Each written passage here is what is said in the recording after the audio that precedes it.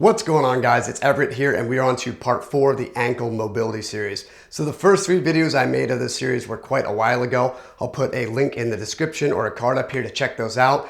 But we covered how to correctly stretch your calves, your shin muscles, inversion and eversion of the ankle, as well as training rotation. And then finally, some stability and strength exercises for some weird stuff people tend to skip over, like your big toe, your arch, and your entire lower limb. So in this video, we're gonna take a look at some stuff that I've bought that actually helps all that stuff out, and I have clients buy. You don't have to buy anything, but most of these things are inexpensive and they can help you out a lot. So let's hop into it. So the first item we'll go over is called a slant board, and this is a hard plastic version.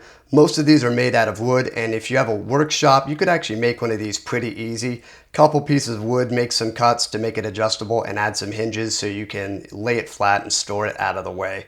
These are very simple. You just stand on them and stretch your calves.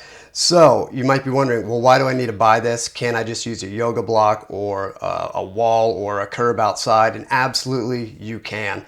I like this though because, again, it allows you to almost relax into the stretch, and it makes it a little mindless so you don't have to focus so much on your form, and it's easier to stretch both feet and both calves at the same time, which really gives you an idea of differences that you might have on one leg compared to the other.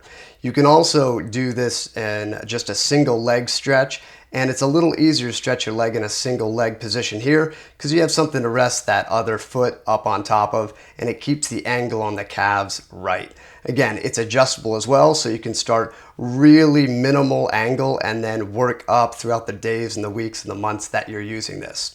So these are pretty quick to buy on Amazon. Just type in Slant Board. They're between $35 and $60 depending on what version you want to get.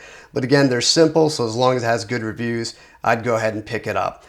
My favorite way to use this is against a wall. So I'm actually leaning forward, and you can really get a deep calf stretch just like this. Kind of rotating from side to side can get the inside, the outside of the calves.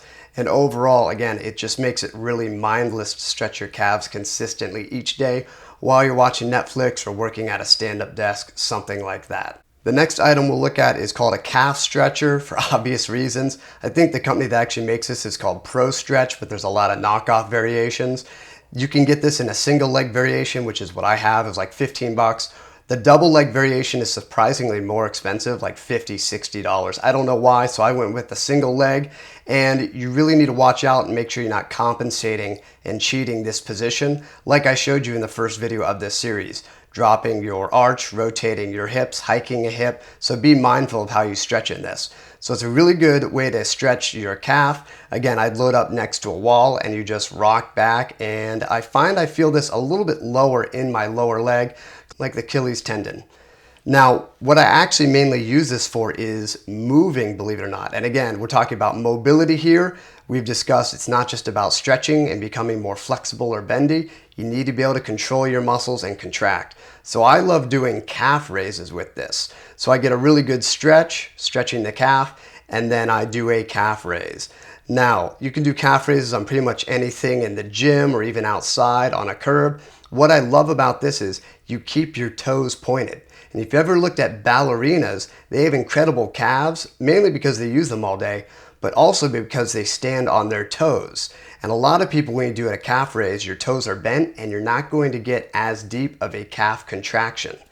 Now, I don't have the biggest calves. It's something I've worked on for a while, but I have pretty strong calves, and I was able to get a lot better calf pump and range of motion with this device and pointing my toes. So I love doing these for warm-ups. I do these pretty much every day just to keep my calves and my ankles healthy, and I throw some sandbag weights on my shoulders to get a little bit of weight going. 3 sets of 10 or 12, full range of motion, good contraction, and you will get a great calf workout.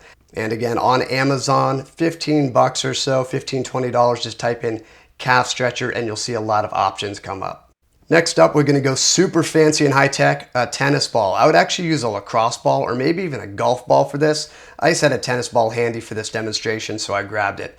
Now, be aware, this is technically a joint or bone adjustment. So if you have significant issues, I would go see a chiropractor. What I'm aiming to do here is actually manipulate my cuboid bone. So if your midfoot doesn't move and the bones don't slide and glide like they should, you're gonna end up just moving your toes and then at the ankle, instead of using your entire foot like a spring to help you walk or jump or run. So what I'm doing is I'm just gonna do 20 to 30 pumps straight down on my foot with this tennis ball and try to force a little bit of movement on my cuboid.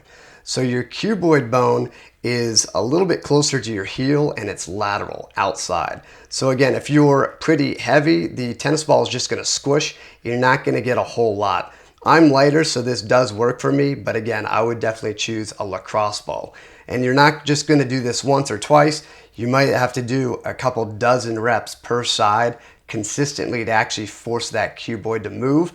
But once that cuboid and midfoot moves better, you'll notice a huge difference in standing and walking around throughout your entire foot and your lower leg entirely. The final tool we'll be using is an exercise band, and how strong of a band you use is really based upon your body weight. Too strong of a band, and if you're light, it might pull you over. So what we're gonna focus on with this band is the talus or the talus. So if this doesn't move properly, you're going to get a jamming in the front of an ankle, and people oftentimes just stretch their calves endlessly. And I mentioned this when we're doing our controlled articular rotations. You need to also have inversion and eversion, and the joints need to be able to articulate well together. So again, the best idea here is to go to a manual therapist or a chiropractor, and they will move this for you. I know what I'm doing, so I'm actually going to load up with the band, and it's very important that you connect this band to something sturdy. So we're going to loop it around, get a good stretch going on, and you can have the foot you're working on the ground, but I like to have it on a chair or a bench to get a little downward and backwards force. We want to have the band right in the crease of the ankle, or even a little bit lower on the top of the foot, and we're just going to lean forward and backwards. So we're going to push ourselves into dorsiflexion and plantar flexion. Almost like I'm pointing my toes, and then I'm really pulling my knee over my big toe, and then I'll do a couple reps over my middle toes and then my pinky toe, so getting different angles. I'll sometimes make a really strong arch, other times I'll relax my foot, but I'm gonna be doing this consistently for 1 to 2 minutes per side. Sometimes I get a little clicking, sometimes I get a nice big pop, and other times there's no noise, but when I'm done with this, I really feel like I can get more dorsiflexion, and it carries over to squatting with the knees forward and say a front squat, much better. Now, I always throw cars in before and after this to build up control again.